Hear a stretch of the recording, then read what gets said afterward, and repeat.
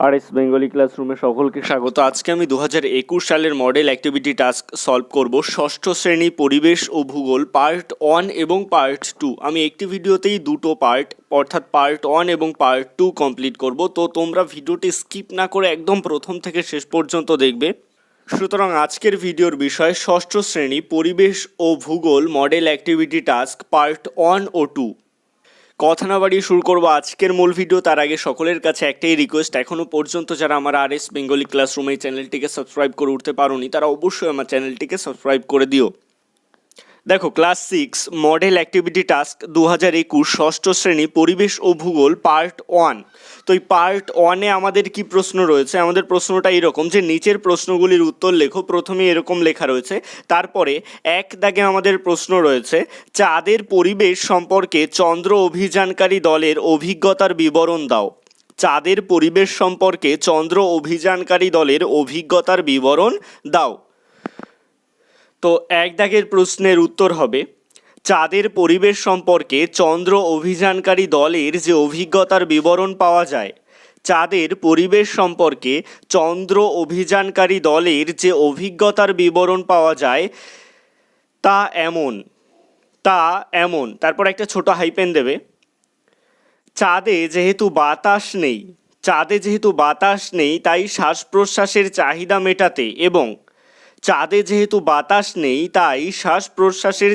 মেটাতে এবং আমাদের শরীরের মধ্যে বাতাসের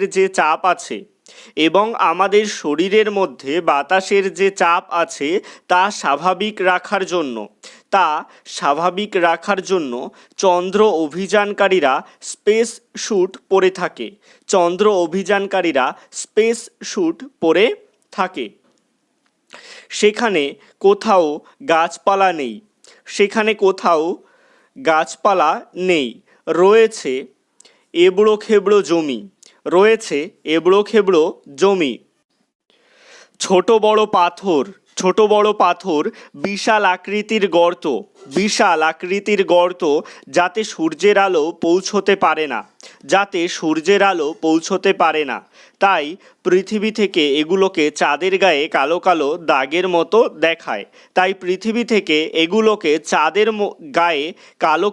দাগের মতো দেখায়।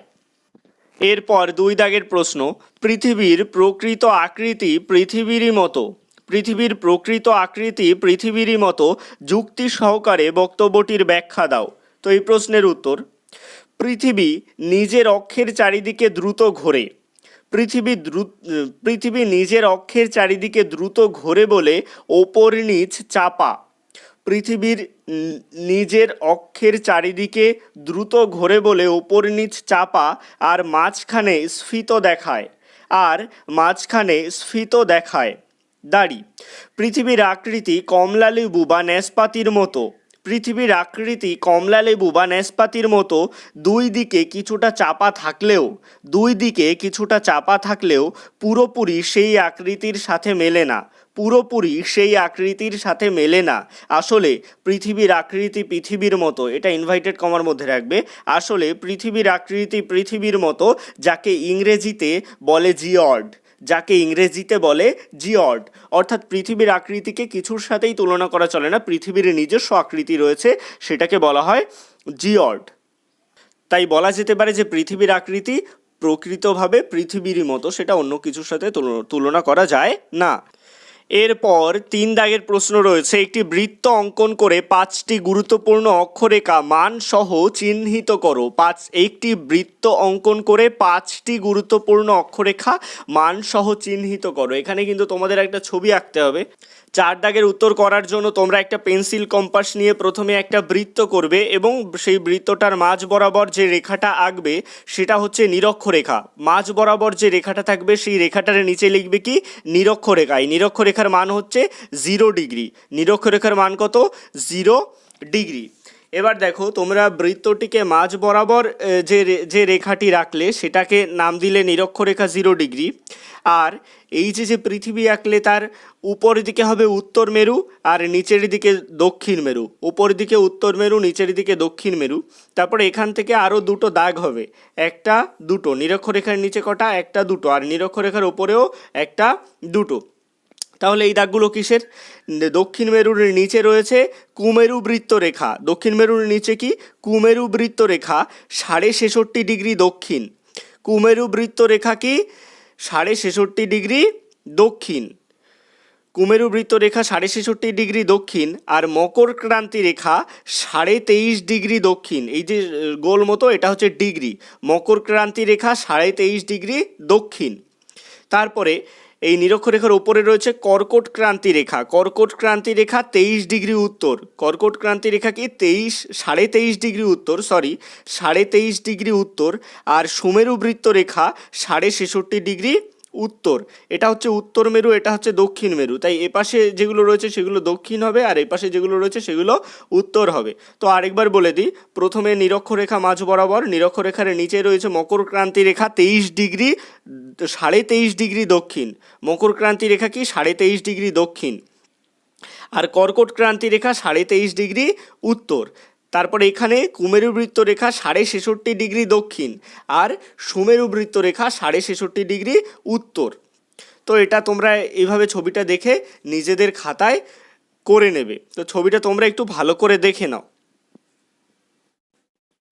এরপর চলে আসবো 4 দাগে। তোমার দেশের উত্তরে সমভূমি অঞ্চল ঘনবসতিপূর্ণ হওয়ার কারণ ব্যাখ্যা করো। অর্থাৎ তুমি যে দেশে বাস করো, ভারতবর্ষ, তো তোমার দেশের উত্তরে সমভূমি অঞ্চল ঘনবসতি, অর্থাৎ সেখানে জনসংখ্যা কেন বেশি রয়েছে তার কারণ কিন্তু ব্যাখ্যা করতে হবে। তো এই প্রশ্নের উত্তর হবে, আমাদের দেশের উত্তরে সমভূমি অঞ্চল ঘন জনবসতিপূর্ণ হওয়ার কারণগুলি হলো, আমাদের দেশের উত্তরে সমভূমি অঞ্চল ঘন জনবসতিপূর্ণ হওয়ার কারণগুলি হলো: 1. সমভূমি অঞ্চলের মাটি উর্বর ও চাষযোগ্য জমি থাকায় এখানে বসবাস ভালো হয়। সমভূমি অঞ্চলের মাটি উর্বর ও চাষযোগ্য জমি থাকায় এখানে চাষবাস ভালো হয়। 2. উত্তরে সমভূমি অঞ্চলে প্রচুর পরিমাণে কলকারখানা রয়েছে।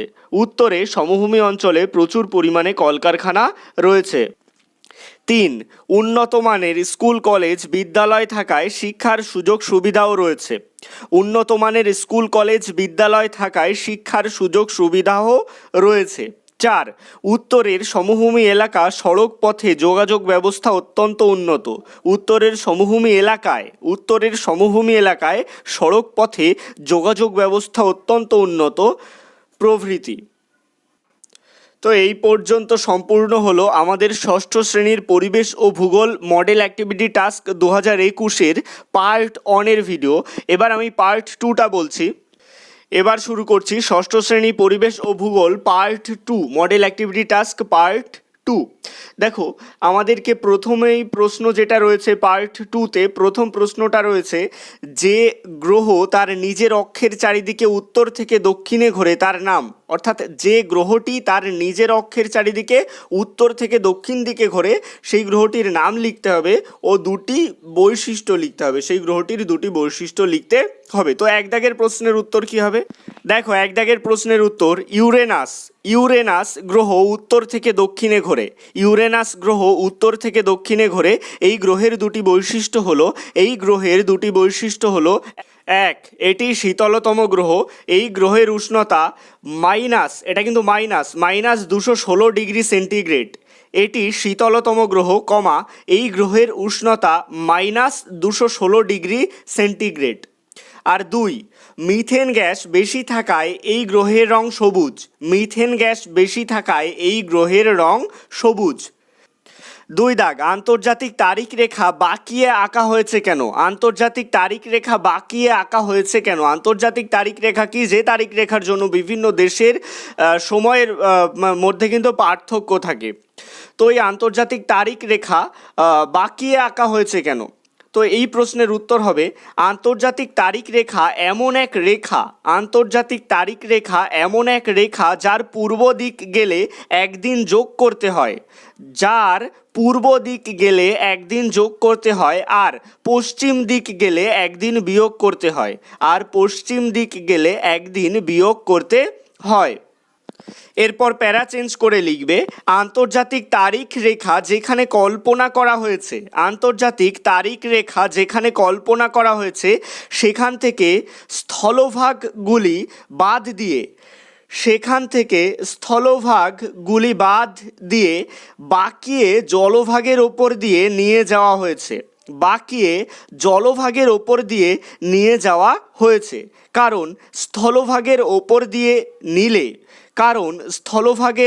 দিয়ে নিলে একই দেশে দুটি তারিখ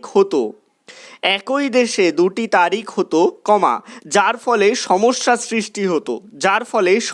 সৃষ্টি হতো তাই আন্তর্জাতিক তারিখ রেখাকে বাঁকিয়ে দেওয়া হয়েছে আসলে আন্তর্জাতিক তারিখ রেখাগুলো স্থলভাগের ওপর দিয়ে না নিয়ে জলভাগের ওপর দিয়ে নিয়ে যাওয়া হয়েছে, কারণ স্থলভাগের ওপর দিয়ে যদি আন্তর্জাতিক তারিখ রেখা নিয়ে যাওয়া হতো তাহলে কিন্তু একই দেশে দুই রকমের তারিখ হতো, এর জন্য বাঁকিয়ে জলভাগের ওপর দিয়ে নিয়ে যাওয়া হয়েছে। এরপর 3 দাগের প্রশ্ন, কয়ালের দুটি বৈশিষ্ট্য উল্লেখ করো। তো কয়ালের বৈশিষ্ট্য উল্লেখ করতে গেলে কিন্তু আমাদের কয়ালটা জানতে হবে কি, তার জন্য আমি প্রশ্নের মধ্যে সেটা রেখেছি, তোমরা এই পুরোটাই উত্তর লিখবে। দক্ষিণ পশ্চিম ভারতে অবস্থিত 3 দিক স্থলবেষ্টিত সমুদ্রের লবণাক্ত উপহ্রদকে কয়াল বলে। দক্ষিণ পশ্চিম ভারতে অবস্থিত 3 দিক স্থলবেষ্টিত সমুদ্রের লবণাক্ত উপহ্রদকে কয়াল বলে। এর বৈশিষ্ট্য হলো তারপরে কমা দিয়ে হাইফেন দেবে। এগুলি এক ধরনের উপহ্রদ।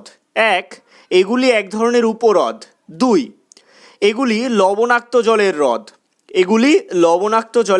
হ্রদ। 3, এগুলি সাধারণত অগভীর ও দীর্ঘ হয় প্রভৃতি। এরপর পার্ট 2 একদম শেষ প্রশ্ন অর্থাৎ 4 দাগের প্রশ্ন, থর মরুভূমি জনবিরল কেন? অর্থাৎ থর মরুভূমিতে মানুষজন বা জনবসতি কম কেন? তো এই প্রশ্নের উত্তর, থর মরুভূমিতে কমা দিয়ে হাইপেন তারপরে 1 দাগ, জলবায়ু চরম ভাবাপন্ন। 2, মৃত্তিকা শুষ্ক ও লবণাক্ত।